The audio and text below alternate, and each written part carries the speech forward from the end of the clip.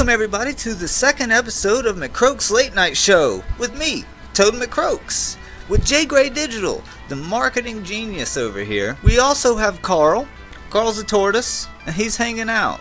He looks a little tired today. I don't know how much we'll hear from him. He's had a long trip, yeah.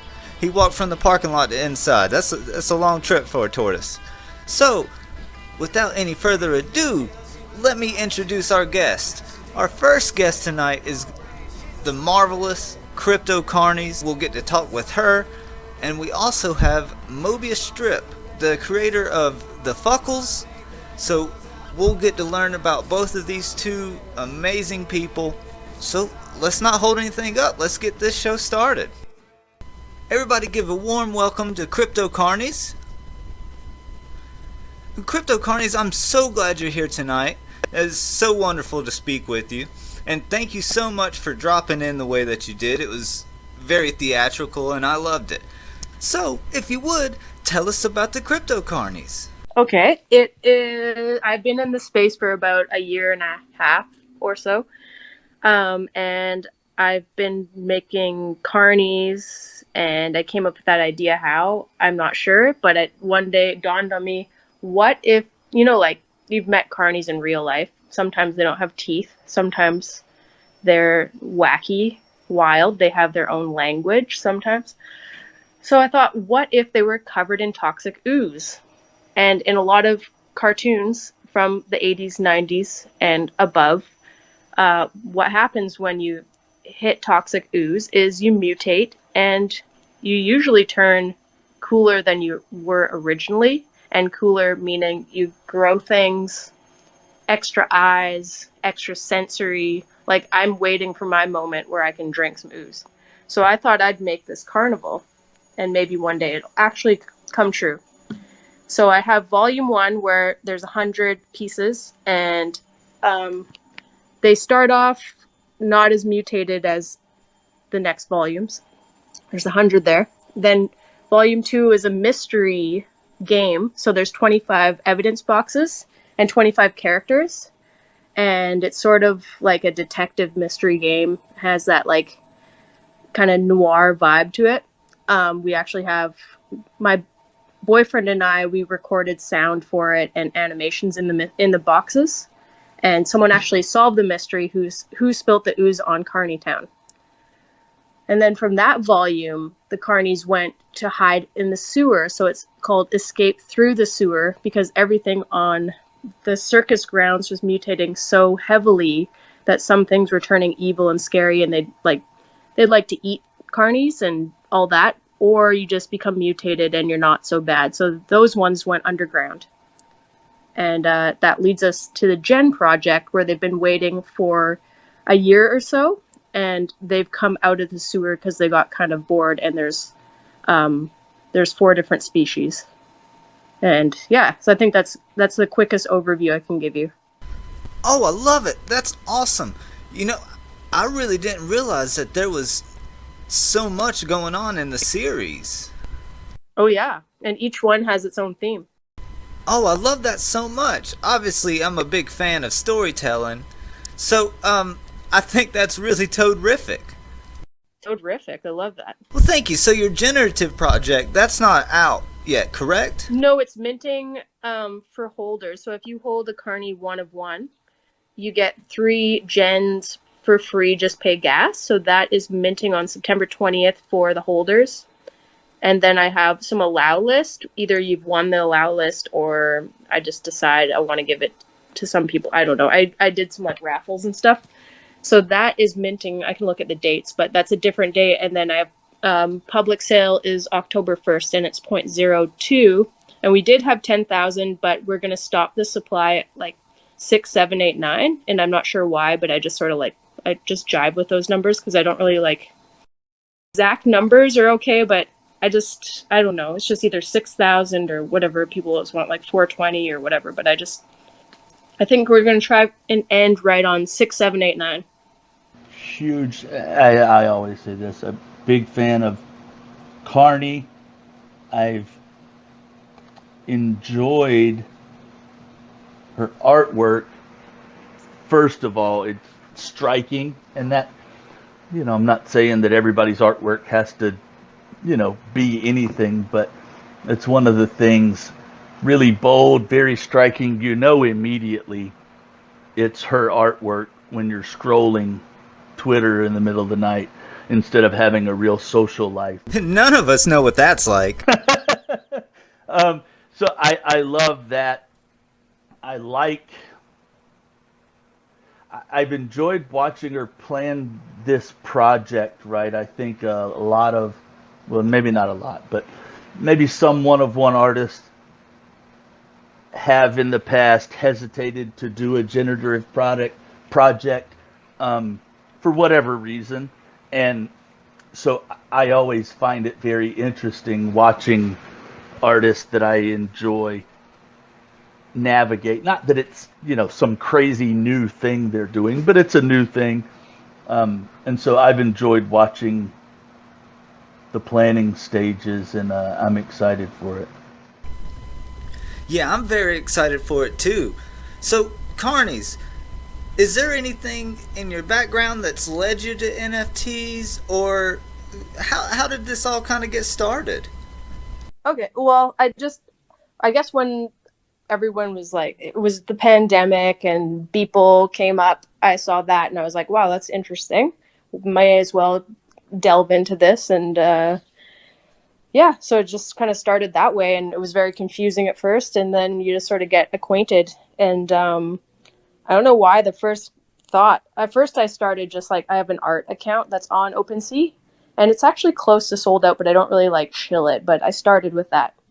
And then I'm like, it seems like people have collections that are kind of similar or have something tying it together. So I just jumped straight into Carnies after that. That's really awesome. So, what was the artwork that you started off with on OpenSea? Was it like hand drawn or what? It's hand drawn. I have animation. I actually went to art school, like a university out here in Vancouver, BC. So I have I had done some work for, I had like a grad film and stuff, so I split some of that up. I put it in my collection. I did some hand drawn stuff. I did some illustration. So it's just like a variety of stuff. And it looks very much like mine, but at the same time, I notice people tend to like collections that are kind of cohesive. Like, it's cohesive in my style, but it's still kind of different. And so I just noticed a trend there. And I also wanted to try something else. It was story based, but I was just like seeing that there were people making collections, but they didn't really have a story per se to them. But so I saw just an opportunity. So it's almost like a comic book that isn't a comic book or something. Like, it has a bit of a story and you get the idea, and a clip per character about how they were affected by the toxic ooze. That's super exciting. You have yourself an epic. Yeah, very exciting. So, let me ask, were there any role models when you were coming into the NFT space that you had? Not really role models. I just remember seeing like younger kids like Ferocious, and who else? We have Fuck Render here. He's like a 3D artist. I haven't actually met him personally, but he's sort of around Vancouver. So I just kind of knew some people. I had some friends that they're like really good 3D artists, and they work for like TV and film. So they just went straight to like Foundation at the time, and they were selling their stuff like right away for like $700-800. But they didn't even know how to market it all. It's just like, it was the boom when everyone was selling stuff for a lot of money. So I saw that and I was like, okay, I'll try this out. But they sort of like fizzled out because they don't really know how to market themselves, and they got kind of bored. So, but this guy that was selling, he also did he did the visuals for like the football in America and stuff. So like, probably does pretty well anyway. But so yeah, I just had that kind of stuff in my peripheral, so I thought I'd try it all out, and that led me to where we are today. So, Carnies, now here is the big question. Where can we find Crypto Carnies at? Do you have a website? Is it on OpenSea? What's the scoop? So there's a website, and it also has our official links, but you can also find us on OpenSea. My website is carnietown.xyz, and Carney is Carnie, because I think the correct spelling is actually just with a Y, but I at the time thought it would just be maybe a little different as a brand, but also I think people just misspell it IE now that I Google it. So it's Carney with an IE at the end, town, all one word, .xyz. And then otherwise, you can find us on OpenSea. And there's 3 volumes. And my Twitter is at @CCarnies. And this is my TED Talk. Crypto Carnies, thank you so much for joining us tonight. It was a pleasure to learn about your story and the Crypto Carnies and the series. Before we bring out our next guest, let's head over to see what J.GrayDigital's got going on. J. Gray, what do you got for us today? Hey everybody, hope everybody's having a great week, had a great week, preparing to have a great week ahead. What's on my mind today, this week? I get people asking me, JT, why are you so obsessed with these centralized social media platforms, Facebook, YouTube, Twitter, TikTok, Instagram, and they kind of, what they're insinuating is, aren't you all about Web3 and decentralization, right? Is that not a, they kind of think that there's some turmoil there. And I say, no, of course, I'm all in on Web3, and I'm very excited to see how social media 3.0, right, really takes shape, and which platforms come out as viable alternatives to the YouTubes and the Facebooks of the world. But I'm a data guy, I'm a logic guy, I'm a results guy.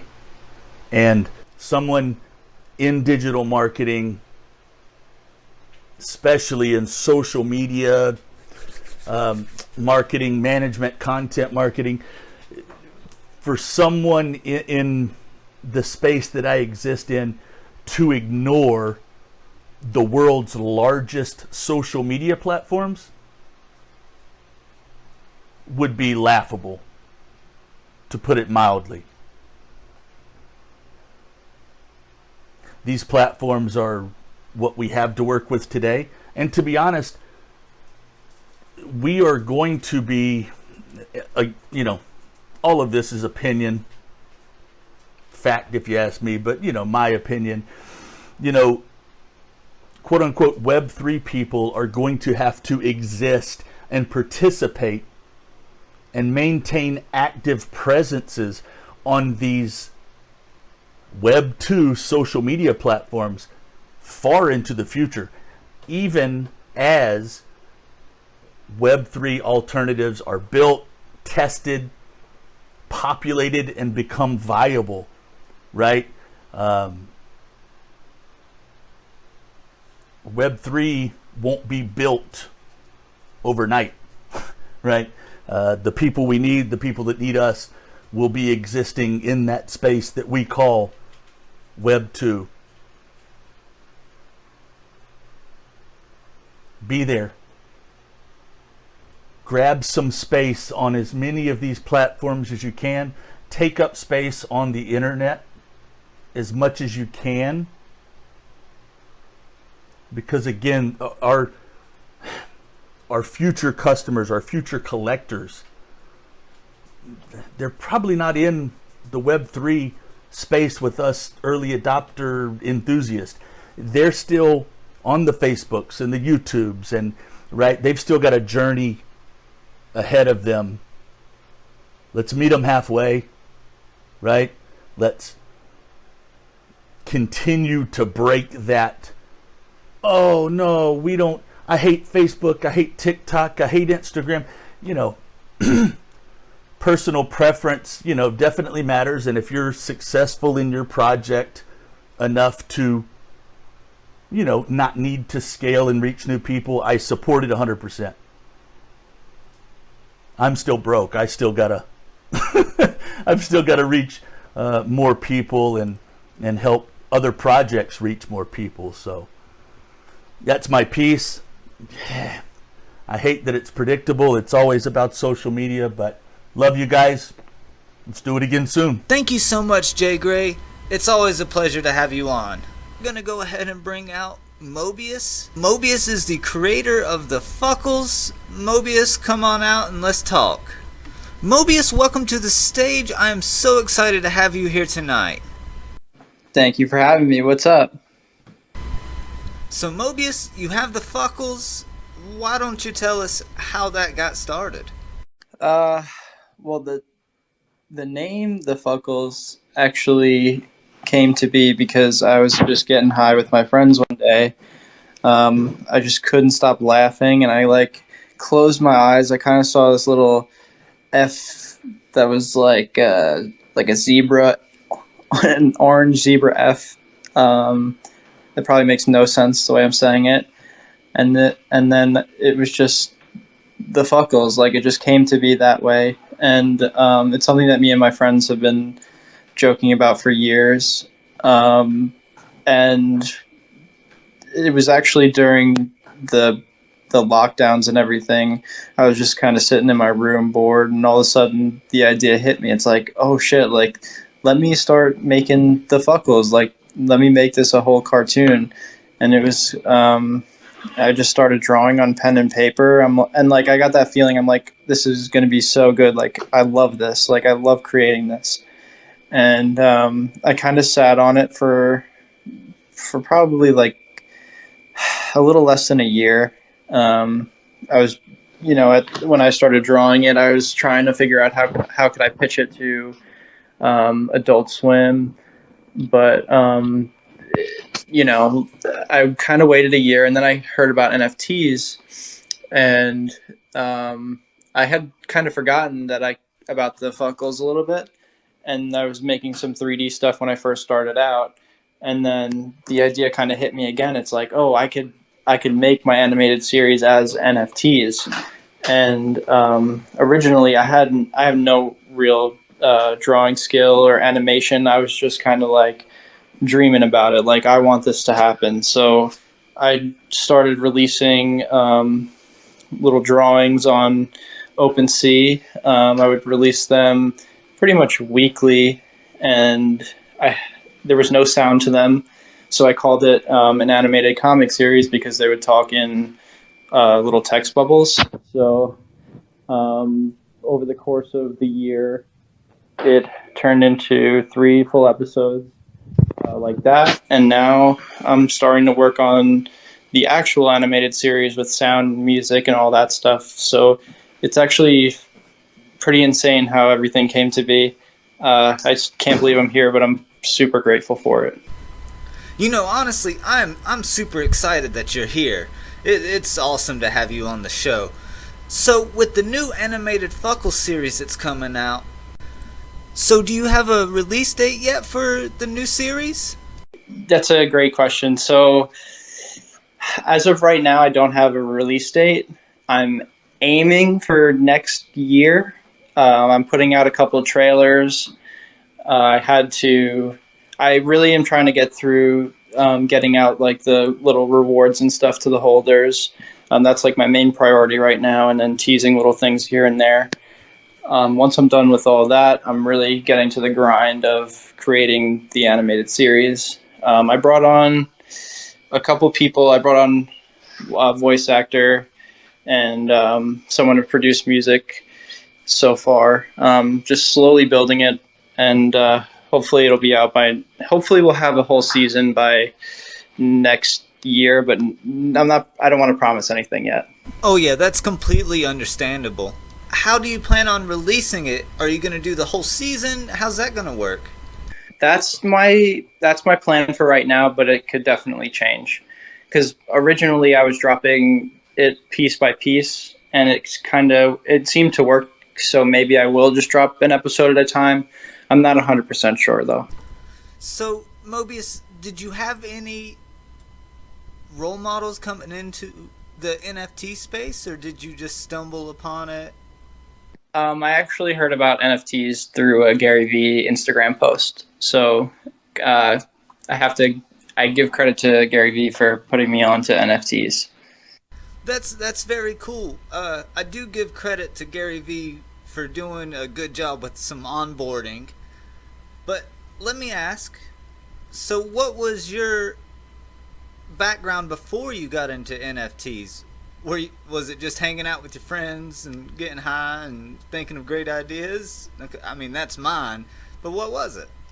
Yeah, that's it. No, I was, I mean, yeah, I guess. But I tried going to college a couple of times. It didn't work out. My last experience with college, I did social media marketing for about a year. So that actually really helped me with all of this stuff. I learned a lot in that 1 year of doing it. I could probably learn a lot more, but that's how I got started. That's so awesome, and that's so great to hear.